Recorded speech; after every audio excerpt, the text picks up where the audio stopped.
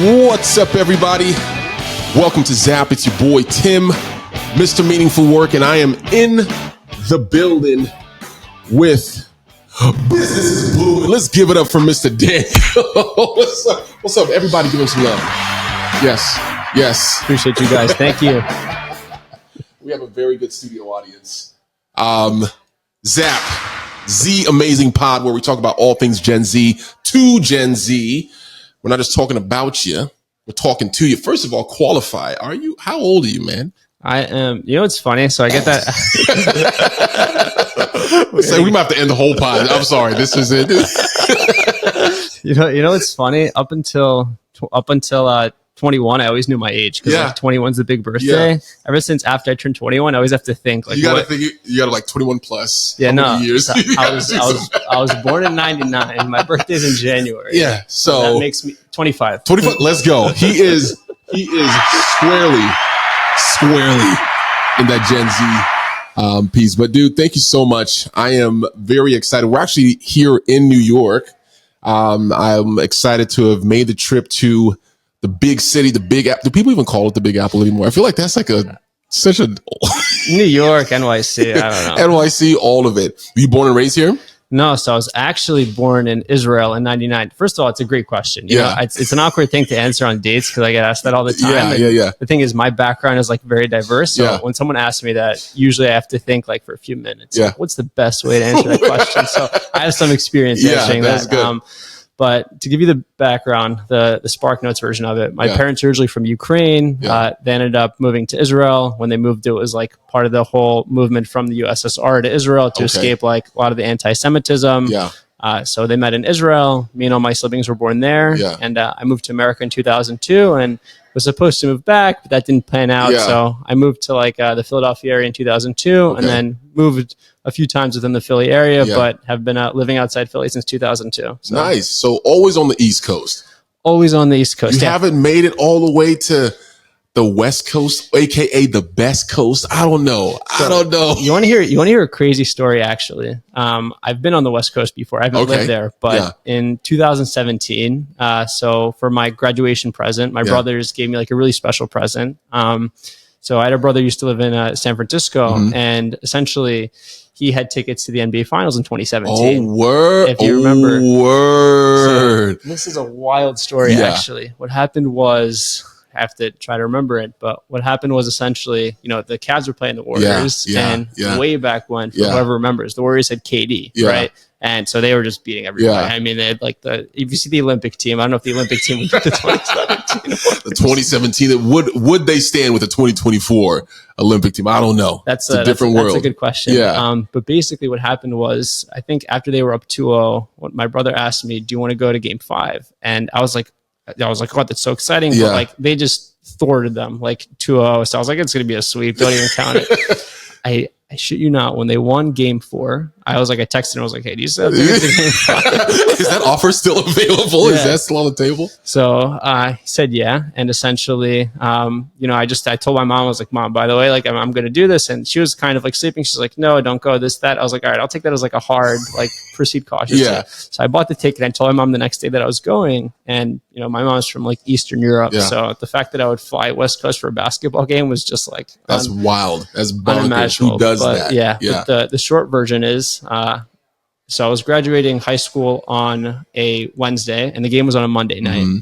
And we had high school graduation on Monday and Tuesday. So obviously I emailed the principal. I didn't even ask them. I was like, I'm skipping practice. I'm sorry. I'm going to game 5. So priorities. Come on. Exactly. If you were me, you would do the same thing.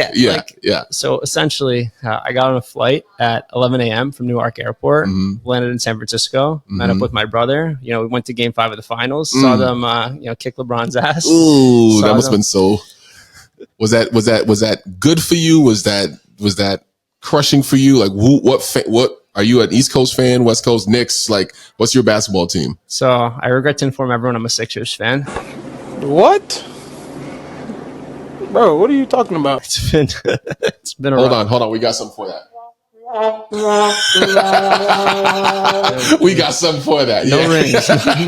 No rings. Yeah. But essentially, so unfortunately, but when I was going there, I was rooting for the home team just because I was there and to see a team win a feel championship. the energy and all that. Exactly. Yeah. By the way, like, I love the Sixers, but like the energy in like the NBA Finals arena was like no one sat down the whole game, but it was it was just exciting to see the home team win. Like unbelievable experience, once in a lifetime. Got to see them win the 2017 Finals. And what's crazier, after the game, when I went to the airport and flew home, I was back at Newark at 9 a.m. the next day. Yeah. So in 22 hours, I flew to California, went to the NBA Finals, and you were back home. Back home in 22 hours, and graduated high school the next day. Dude, look. That's the type of life folks wish for. Like they dream of is like, if I can go to a basketball game across the country and still make it in time for dinner, right? Like that is the things that you see in movies, the things that you see on TV shows, but you live in that in real life, man. Congratulations for that experience. Yeah, that was look, man, life, you have the good and the bad in life. And sometimes you get like a once in a lifetime opportunity and you get that. Couldn't pass it up. Dude, if that's the best story of being on the East Coast, but still being able to experience the West Coast in watching the Warriors kick that ass. Yeah, that's beautiful. But we got a section. So we have a part of the show where we talk about what you're famous for. So it's WRUFF.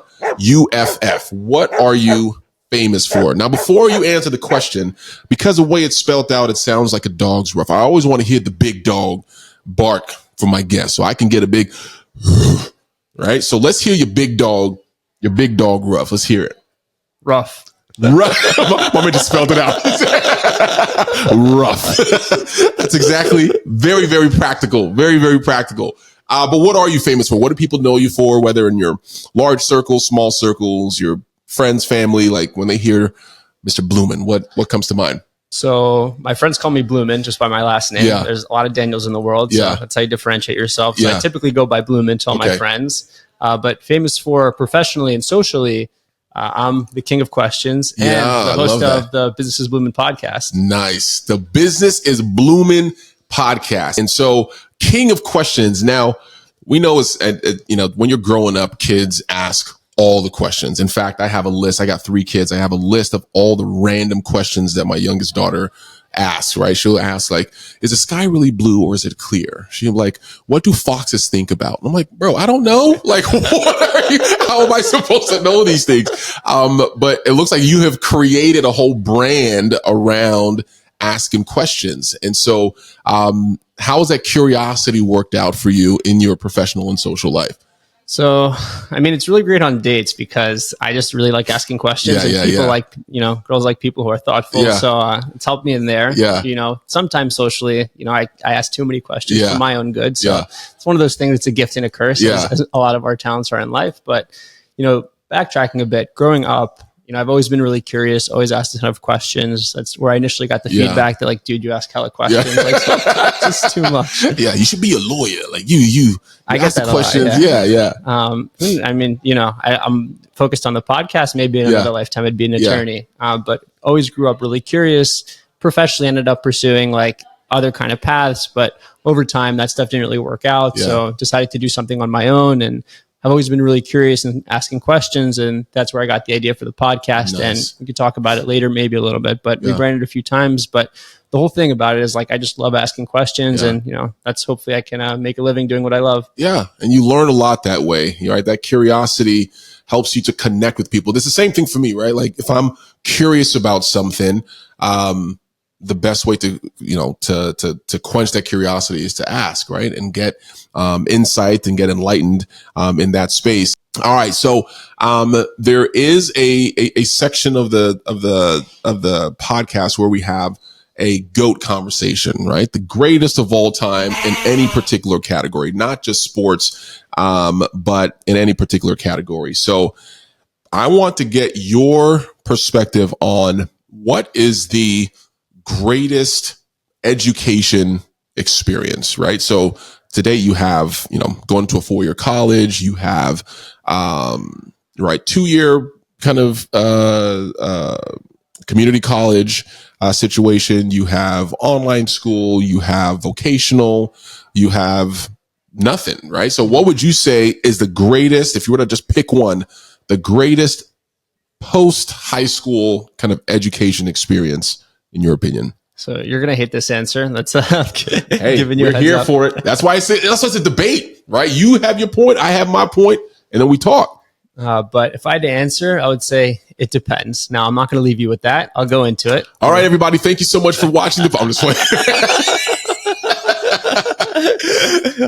talk to me. What does it depend on? It's like, look, if you're trying to be like a doctor, a lawyer, a software engineer, dentist, stuff like that, then the best education after high school would be like a 4-year degree. Then you specialize and do all that. That I totally get. You know, that stuff, you're affecting people's lives, high stakes, whether it be someone's, family situation or their health situation, that you kind of need to do.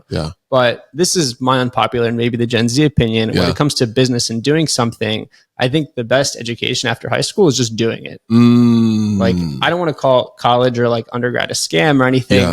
My personal opinion is that it could be taught. The main classes like accounting, finance could be taught in probably 2 years instead of 4. A lot of colleges like to, beef it up with the gen ed requirements, but conversation for another day. But I've learned much more actually doing and actually failing and learning in the fire than I ever did in a classroom. So if you're an entrepreneur, the best education is experience and just doing it and having the willingness to look like an idiot and just be ruthless and relentless in your pursuit of trying to do what you're trying to do. You learn from experience. I would not even debate that. I would, this is not a GOAT debate. This is a GOAT agree. Okay.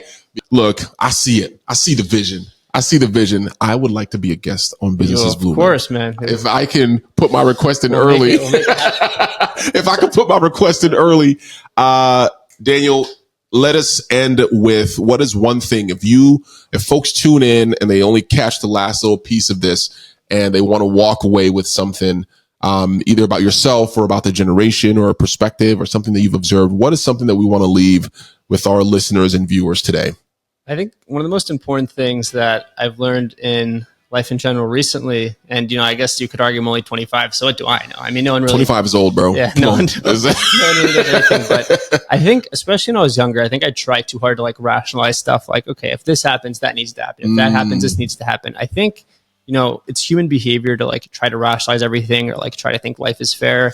This is going to be a hard hitting thing, but you have to realize that life isn't fair. No day's guaranteed. God forbid, you could walk across the street and get hit by a bus. I hate to say that, but you never know. But I think my biggest advice or takeaway, especially for entrepreneurs, is that you have to stop rationalizing, do your best, know you're going to screw up, know things are going to happen out of your control. And the best thing that you could do is pivot. And you're going to have bad days, but understand that they're just that bad days. And every day is a new day, and you wake up and you do your best and you move forward, because at the end of the day, the only thing you control is the work, and whatever happens, happens. Whatever happens, have it.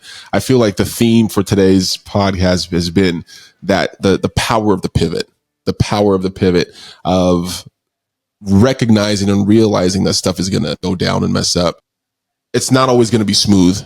It's not always going to be rosy. And also it's not going to always going to make sense, right? When you talk about that rationalizing, you want it to make sense. It's not always going to make sense, but commit to something and be okay with pivoting, right? There's a power in that pivot, and you learn from it, and then you can take that to something else.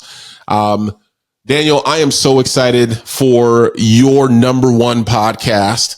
I am excited for the people that you're going to bring on, for the learning that you're going to gain, and the success that you're going to have. Thank you so much for pouring into our show and our viewers and talking and being honest and transparent about your experience in that. And so, ladies and gentlemen, that is our pod today. Thank you so much for joining Zap.